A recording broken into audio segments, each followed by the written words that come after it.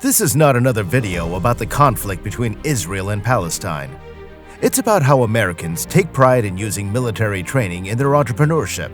But something is wrong. I mean, given the size of the US, its strong economy, and being considered the most powerful nation in the world, shouldn't they be able to improve the health of the global economy? And of course, take better care of the less fortunate. And let's not forget, their own veterans. Is the American economic engine actually that impressive when compared to, say, Israel? Just by looking at the numbers for the entrepreneurial ecosystems of the US and Israel, it's true that America has a significantly larger economy and higher total exports. As of 2021, the US ranked 10th in the Economic Complexity Index, while Israel only ranked 20th. Also, the relationship between these two countries is characterized by strong historical, economic, and security ties. Then, there's also another aspect. Israel has invested almost $424 billion in the US. By just looking at these numbers, it seems that things are as one might expect. However, the figures don't tell the whole story. Israel is called the startup nation, and when comparing the meaning of this term to the US, it's indeed important. And why is that? The Nobel Prize-winning economist Robert Solow claims that tech innovation is crucial to maintaining the economic growth of a country, perhaps even more so than having a flourishing population. And this is where the US might be coming up short, as Israel has one of the highest concentrations of startups per capita and has nearly 100 unicorns, startups worth over $1 billion, developed in Israel. But that's not all. Israel's startups consist of specialists to commercialize radically innovative ideas. And why is this so important? Economist Carl Schramm, president of the Kauffman Foundation, has expressed concerns about the U.S. economic standing in the world. He argues that if the U.S. wants to retain its position, it must foster entrepreneurship to produce goods and services, and that it should actually be at a lower opportunity cost than its trading partners. And this is why the American mindset doesn't work at all. To understand the American approach to entrepreneurship, we need to take a look at American society right after World War II, or more specifically, veteran entrepreneurship. After the war, the country had needed to rebuild its industries, and nearly 50% of the veterans went on to own or operate a business, and many indeed became quite successful, starting companies which we can still see thriving today, like Walmart and FedEx.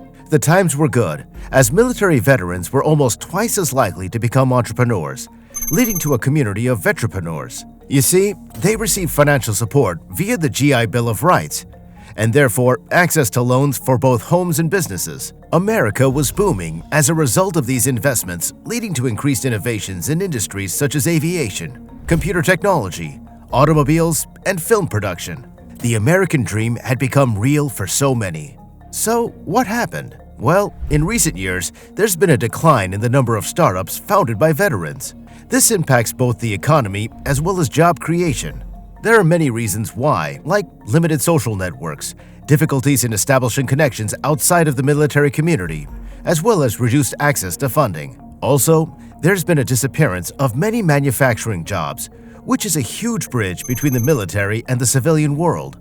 The times are changing, and when putting this together with the mental stresses and challenges after being in a war, it sure is difficult.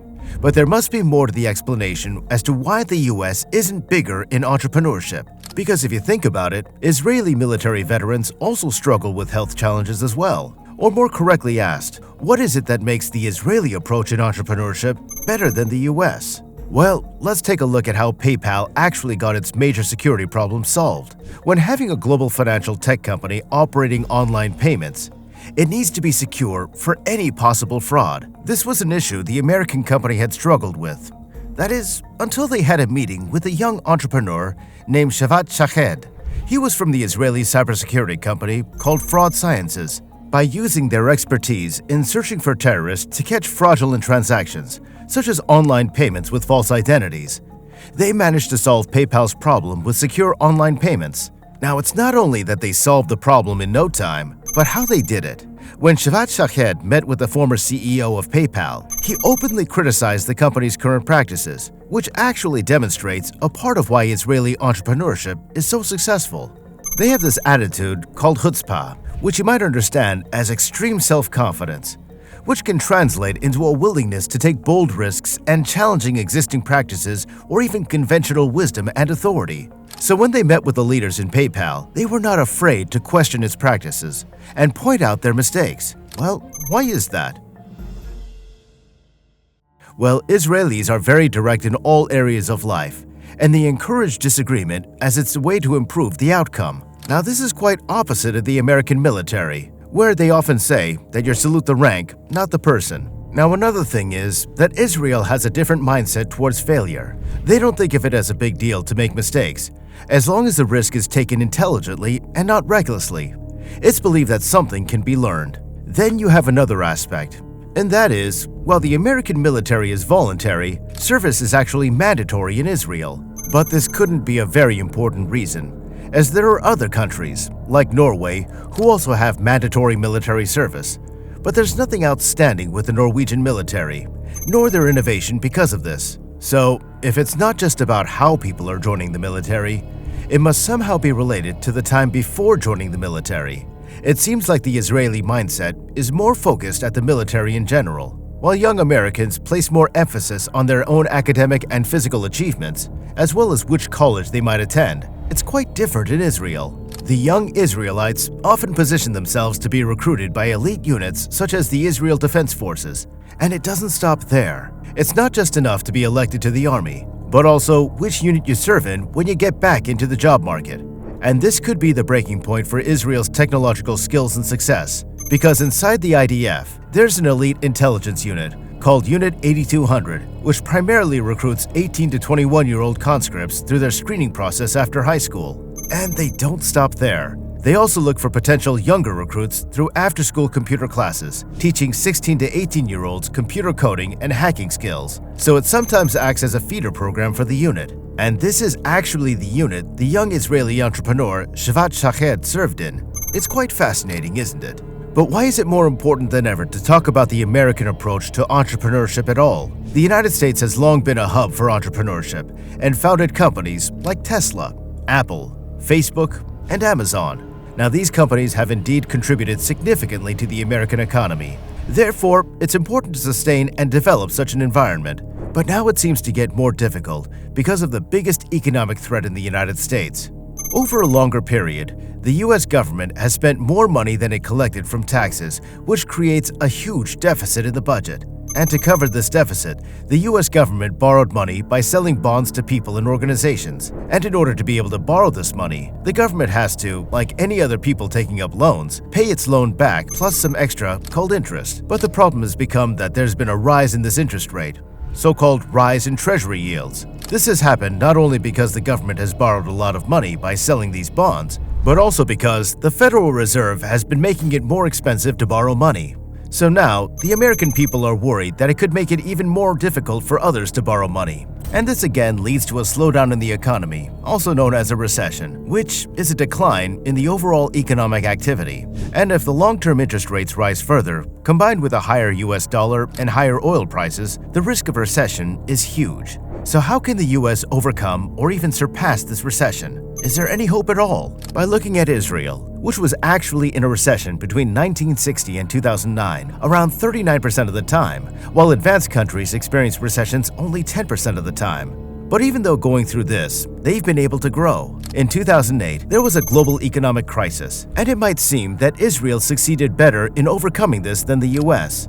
Although it's actually important to take into consideration that Israel is a capitalistic system. While the US used fiscal policies, which means regulating how much the government spends and how much taxes it collects, to deal with the global financial crisis, the US decided to increase its spending and lower the taxes. They also used automatic stabilizers, which is just part of the government budget to help the economy through tough times. And they spent more money on different things, like building roads and helping banks. They also gave people money back in the form of tax rebates, which is like getting a little bonus. This was meant to encourage people to spend more and businesses to invest more money.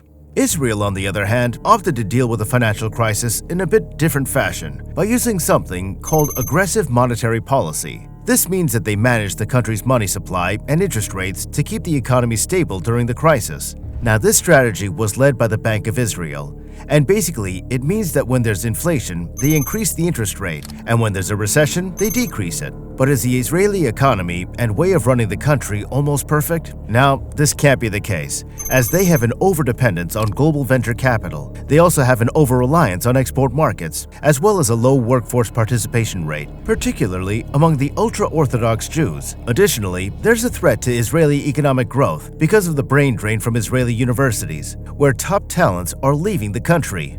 The US, on the other hand, has other economic concerns, like a conservative lending practice, complex credit products, and high leverage in the banking system before the 2008 financial crisis. Also, it's no secret that parts of Israeli success is because of its collaboration with the US. So it seems like the old expression, "No man is an island," applies for Israel as well. And although they're impressive in many ways, it seems most unlikely that they would succeed without the US collaboration. Now, whether or not if the US mindset inside the military would benefit of having a less hierarchical system could be an interesting thought to explore further, because it's not like the people with a higher degree or higher rank inside the military, workplace, or in general are always right. Now, clearly, this doesn't just apply for the US, but for all countries, and basically in any situation. And that the Israeli mindset isn't afraid of failing is also something worth looking into. However, what the future holds for the US economy is still to be seen. But the fear of recession is real, and the reasons for it may actually lay deeper than just economic competence. And for Israel, who knows how the ongoing conflict will affect its long-term economy and entrepreneurship. Now, it could lead to a major disruption, driving up energy prices, as it has already led to a negative outlook for Israel's credit rating.